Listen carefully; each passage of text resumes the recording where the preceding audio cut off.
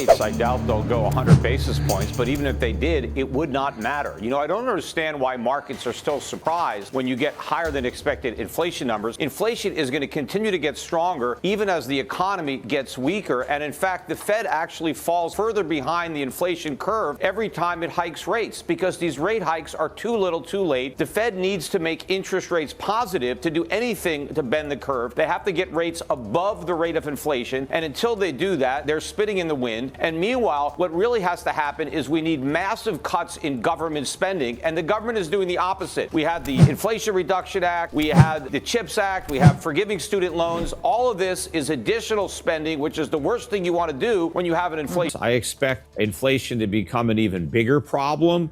For years, central banks, the Federal Reserve and the ECB, their goal was to create inflation. They were trying to tell us that the problem was that we didn't have enough inflation, and they were going to solve that problem. Well, the problem we have now is unsolvable because we never had too little inflation, but now we have much too much. And for years, a lot of the inflation that the central banks were creating under the guise of quantitative easing, which is just a euphemism for inflation, a lot of that money was bidding up asset prices, stock prices, real estate prices, even cryptocurrency prices were going up as a result of all that inflation. But now the inflation has moved into consumer goods, which is where it always ends up. And in fact, it's been there for a while, but the government's methodology for measuring consumer prices have been deliberately designed to minimize the impact that inflation has on prices. But now prices are rising so fast that even the government's rigged indexes can't hide it anymore. So we're going to continue to see consumer prices rising. Interest rates, I think, are going to continue to rise, particularly on the long end, because interest rates are still too low. Just about every country has an interest rate that is still lower than the inflation rate. That means interest rates are negative in real terms. Despite the fact that the nominal rates have come up, you still have negative real rates, and that is an inflationary monetary policy. As long as you can borrow for lower than the rate of inflation, people will keep on borrowing and keep on spending or buying assets, and that keeps on bidding up prices. What central banks really need to do, if they're serious about bringing down inflation, is they have to allow interest rates to rise above the inflation rate by a considerable amount. They need to really slow borrowing and spending, and particularly they have to rein in spending by governing the problem that the central banks created. I've been warning about this problem since the beginning. I knew this day of reckoning was coming, but the politicians didn't want to deal with it, so we kept kicking the can down the road, and now we've arrived at the obvious point in that road where the government has to pick its poison: inflation or a complete financial crisis as debt collapses because it can't be serviced anymore. And I think the politicians are going to go for inflation, and that's why the inflation rates are going to shoot up from here, but they're not going to be able to contain the long end of the bond market. So they may be able to keep shorter term interest rates under control somewhat because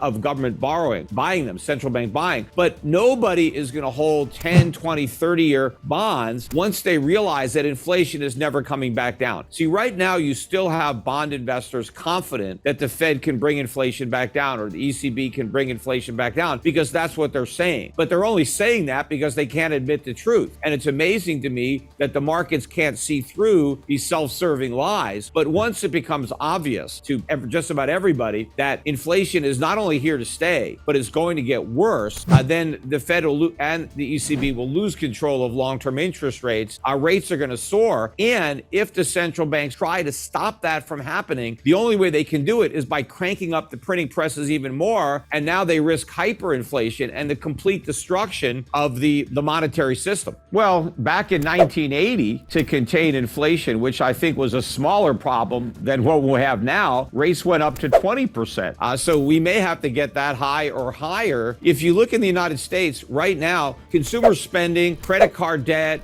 mortgage debt, auto loans are still at record highs. Americans continue to borrow and spend. That you're not going to reduce inflation if we keep on spending. What we have to do is start saving again to stop inflation. But no one's going to save. Who's going to put their money in the bank? Even though rates have gone up, they've barely moved up, in a bank account. But even if you buy a treasury and get 4%, inflation is twice that high. Nobody is going to save when inflation is wiping out the value of their savings. So I just don't see any politically feasible way that they're going to rein rein in inflation until there's a real crisis. I think if we get a US dollar crisis and a sovereign debt crisis, then maybe in that type of environment where things are collapsing anyway, and they do and damned if they don't, then maybe they'll do the right thing. But until that point, they're going to continue to kick the can. Well, I think tech valuations peaked in 2021. I think that was really the speculative blow off, the end of the mania. And what fueled the tech bubble was inflation. I mean, that's where a lot of the money that was created entered the economy through the financial system. But also you have to remember that when interest rates are at zero and money is basically free, when investors are trying to value companies that don't earn much money or don't even earn money at all, and they're expected to earn money in the distant future, those type of companies offer a lot more value when the opportunity cost of money is zero, when the discount rate is nothing.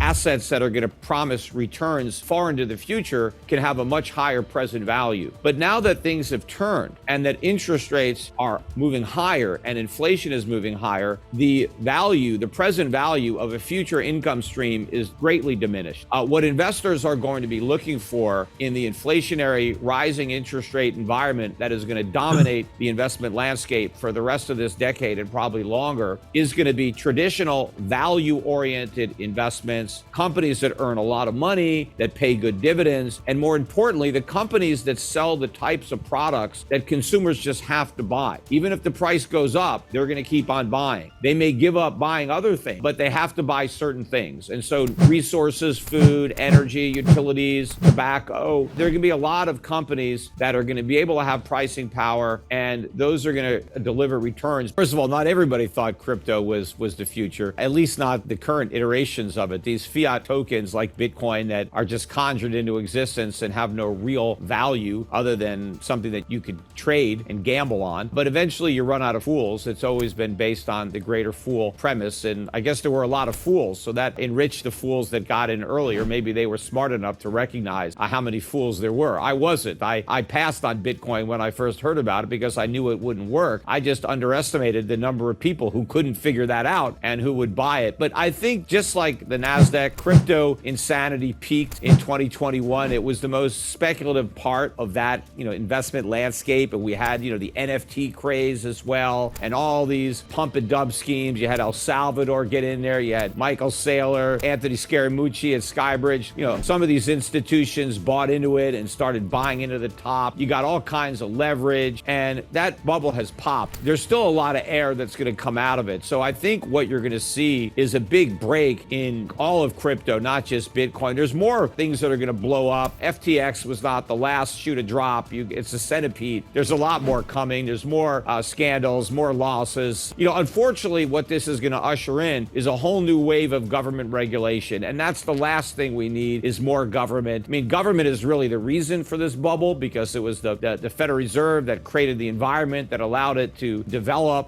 But more of the SEC, I talked about that on my podcast. The New York Stock Exchange started in 1792, and we didn't get the SEC until 1934. It was a mistake. It came in as part of the New Deal. Whenever the government creates a problem, the solution is always more government. America was better off without the SEC. We were better off without the Fed. But unfortunately, now we're going to get even more regulation because of this. Is this going to make the U.S. economy less competitive? I think there will be rallies and there will be declines. I think it's going to be lower lows and lower highs. I think a year from now, Bitcoin and just about every other token will be quite a bit lower than they are right now. But I don't think that crypto is going away. I think the future of crypto is gold. I think that the world is going to be looking for a alternative to fiat money, especially as the inflation rates accelerate. And the real beauty of blockchain and the internet is that it makes it so much more efficient to use gold, not only as a store of value, but as a medium of exchange and as a unit of account. And I just got back from Dubai, and there are a lot of companies coming out with projects with gold-backed crypto,